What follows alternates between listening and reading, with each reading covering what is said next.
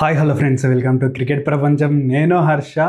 Group బిలో చాలా important match చూస్తే కనుక మనకి South Africa versus England match do or die match అని చెప్పుకోవచ్చు. ఎందుకంటే నేను వీడియో షూట్ చేసే టైంకి ఇంకా Afghanistan versus Australia match result ఇంకా రాలేదు. ఒకవేళ అందులో ఆఫ్ఘనిస్తాన్ గెలిస్తే కనుక ఆస్ట్రేలియాకు సౌత్ ఆఫ్రికాలో ఇద్దట్లో ఒక్కరికే ఛాన్స్ ఉంటుంది. అది కూడా ఎక్కువ శాతం సౌత్ ఆఫ్రికాకే ఉంది. బట్ మ్యాచ్లో ఏమైనా జరగవచ్చు. సో సౌత్ ఆఫ్రికా క్వాలిఫై అవ్వాలంటే ఏం చేయాలి, అండ్ ఆల్సో మన ఛానల్ చూస్తే కనుక ఇప్పటివరకు జరిగిన మ్యాచెస్కి అయితే ప్రతి మ్యాచ్లో మన ఛానల్ తరపున ఒక విన్ ప్రిడిక్షన్ అయితే ఇవ్వడం జరుగుతుంది. దాంతోపాటు వెదర్ కండిషన్స్ ఎలా ఉన్నాయి, పిచ్ రిపోర్ట్ ఏంటిది, రీసెంట్ రికార్డ్స్ ఏ ఉన్నాయి, ప్లేయింగ్ లెవెన్ ఎలాంటి చేంజెస్ ఉంటాయో మన ఛానల్లో అయితే చెప్పడం జరుగుతుంది. ఇప్పటివరకు జరిగిన ఛాంపియన్స్ ట్రోఫీలో విన్ ప్రిడిక్షన్ చూస్తే కనుక ఈ విధంగా నడుస్తుంది. సో చూస్తే కనుక సౌత్ ఆఫ్రికా వర్సెస్ ఇంగ్లాండ్ మ్యాచ్లో ఎవరు గెలుస్తారో ఏంటో ఈ వీడియోలో చూద్దాం. ఫస్ట్ పిచ్ విషయానికి వస్తే కనుక మ్యాచ్ వచ్చేసి కరాచీలో ఆడుతున్నారు. సో కరాచీ వచ్చేసి రీసెంట్గా 2 మ్యాచ్లు అయ్యాయి. సో ఛాంపియన్స్ ట్రోఫీలో ఒక మ్యాచ్ వచ్చేసి మనకి South Africa versus Afghanistan match, and also New Zealand versus మనం చూస్తే కనుక పాకిస్తాన్ మ్యాచ్. సో న్యూజిలాండ్ అయితే 320 కొట్టడం, అక్కడ వాళ్ళు డిఫెండ్ చేసుకోవడం, 60 రన్స్ తోటి వాళ్ళు గెలిచారు. సౌత్ ఆఫ్రికా చూస్తే కనుక 315 కొట్టడం జరిగింది. అందులో చూస్తే కనుక 100 రన్స్ ప్లస్ తోటి గెలిచారు. సో బ్యాటింగ్ పిచ్చే ఉంటుంది. మనకు వచ్చిన రిపోర్ట్స్ కూడా బ్యాటింగ్ పిచ్చే ఉంటుంది. సెకండ్ హాఫ్లో డ్యూ వచ్చే అవకాశాలు అయితే ఉన్నాయి. వెదర్ చూస్తే కనుక అంటే రీసెంట్గా అయితే రావల్పిండిలో మనం చూసే కనుక రీసెంట్ మ్యాచ్లో చూసి లాహోర్లో కూడా కొద్ది క్లౌడీ సిచ్యువేషన్స్ ఉన్నాయి. కానీ ఈ మ్యాచ్కి అయితే ఎలాంటి వర్ణగండం లేదని చెప్పచ్చు. చూస్తే కనుక వెదర్ కండిషన్స్ క్లౌడ్ కవర్ ఎలాంటిది లేదు కాబట్టి కొద్దిగా ఎండ కొట్టిన సెకండ్ హాఫ్లో డ్యూ వచ్చే అవకాశం ఉంటుంది. కాబట్టి కొద్దిగా బ్యాటింగ్ అనుకూలించే అవకాశం ఉంటుంది. బట్ అంత ఫరక్ ఏమైతే ఉండకపోవచ్చు అనుకుంటున్నాను. ప్లేయింగ్ 11 విషయానికి వస్తే కనుక ఇంగ్లాండ్ అయితే కొన్ని చేంజెస్ కనిపిస్తున్నాయి. వాళ్ళైతే మహమ్మద్ని ఆడించే అవకాశం అయితే కనిపిస్తుంది. వుడ్ అంత ఫిట్నెస్ లేడు, అండ్ ఆల్సో ఆర్చర్ కూడా అంత ఫిట్గా కనిపిస్తలేరు. సో అందుకే వాళ్ళు 2 మ్యాచ్లు ఓడిపోయారు. ఓవర్స్ మధ్యలో ఫాస్ట్ బౌలర్స్ బయటికి వెళ్ళడం, వాళ్ళు వచ్చిన తర్వాత అంత పర్ఫార్మెన్స్ చేయలేరు కాబట్టి వాళ్ళు మ్యాచెస్ అయితే ఓడిపోయారు. స్పిన్కి ఎక్కువ వాళ్ళు బౌలింగ్ వేయడం కొన్ని కండిషన్స్లో వాళ్ళకైతే బెడిసి కొట్టిందని చెప్పొచ్చు. ఈ మ్యాచ్లో కొన్ని చేంజెస్ కనిపిస్తున్నాయి. మనకు సౌత్ ఆఫ్రికా విషయానికి వస్తే కనుక ఎలాంటి చేంజెస్ చేయరు, వాళ్ళు అదే ప్లేయింగ్ 11 తోటి వస్తారు. బట్ ఇది చాలా ఇంపార్టెంట్ మ్యాచ్. ఎందుకంటే గ్రూప్ స్టేజ్లో టాప్ అవ్వాలంటే సౌత్ ఆఫ్రికా చేతిలో ఉంది. ఈ మ్యాచ్ని గెలిస్తే కనుక వాళ్ళు టాప్లో ఉంటారు.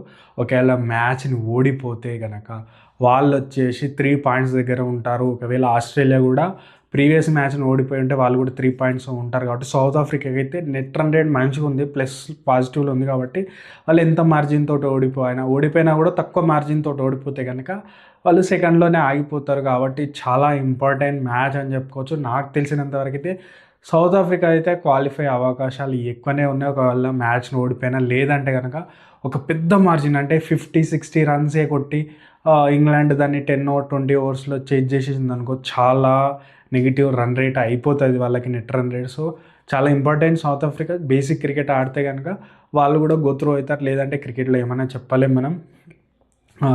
సో అట్లాంటి సిచ్యువేషన్స్ ఉన్నాయి. సో ఒకవేళ ఆఫ్ఘనిస్తాన్ వర్సెస్ ఆస్ట్రేలియా మ్యాచ్లో ఆస్ట్రేలియా గెలిస్తే కనుక ఆస్ట్రేలియా అండ్ సౌత్ ఆఫ్రికాలే గోత్రూ అయితే, ఎందుకంటే ఇంగ్లాండ్ ఒక్క విజయం కూడా లేదు, మ్యాచ్ గెలిచిన 2 పాయింట్స్, అండ్ ఆల్సో ఆఫ్ఘనిస్తాన్కి 2 పాయింట్స్ ఉంటాయి. కాబట్టి టాప్లో ఎవరు ఉండాలా అనేది కొద్దిగా మనం చూస్తే net run rate south Africa ఉంది కాబట్టి టాప్ ఆఫ్ ద టేబుల్ వచ్చేస్తుంది. సో ఇది ఈ విధంగా ఉంది ప్లేయింగ్ 11 అయితే. సో పిచ్ కండిషన్స్ బట్టి గేమ్ ప్లాన్ ఏ విధంగా ఉండాలంటే మాత్రం బేసిక్ క్రికెట్ ఆడితే సౌత్ ఆఫ్రికా నుంచి సరిపోతుంది. వాళ్ళు ఎక్స్ట్రా చేయాల్సిన అవసరం ఏం లేదు.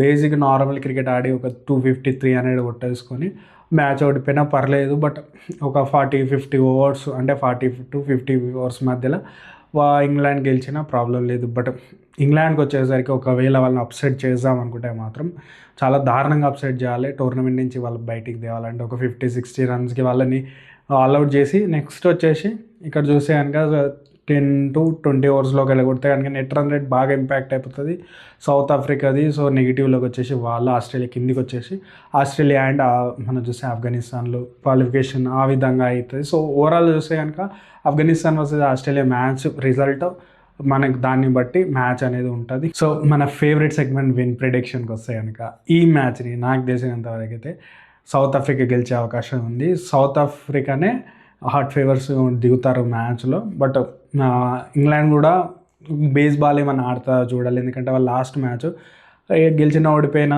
ఏం ప్రాబ్లం లేదు, ఫియర్లెస్ క్రికెట్ ఆడుకుంటాం, పోతే పోయింది అనే సిచ్యువేషన్లో డూ ఆర్ డై మ్యాచ్ లెక్కనే ఉంటుంది. కాబట్టి వాళ్ళకి వికెట్స్ తొందరపడవచ్చు, లేదంటే కనుక మంచి స్కోర్ అన్న 350 వరకు అన్న కొట్టవచ్చు. సో రెండు సైడ్లో ఇంగ్లాండ్కి పాసిబిలిటీస్ ఉన్నాయి. But most of the cases చూస్తే కనుక ఇప్పుడున్న ఫామ్ని బట్టి చూస్తే సౌత్ ఆఫ్రికా హాట్ ఫేవర్స్ ఉంటుంది. మన విన్ ప్రెడిక్షన్ వచ్చేసి సౌత్ ఆఫ్రికాతో వెళ్తున్నాం.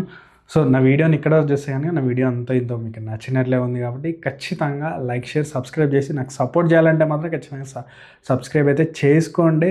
సో నెక్స్ట్ మ్యాచ్లో న్యూజిలాండ్ వర్సెస్ ఇండియా మ్యాచ్లో ఇండియా అయితే కావాలని ఓడిపోతుంది, అది ఎందుకు ఏంటి అనేది వీడియో అయితే ఉంటుంది. సో ఖచ్చితంగా లైక్, షేర్, సబ్స్క్రైబ్ చేసుకోండి.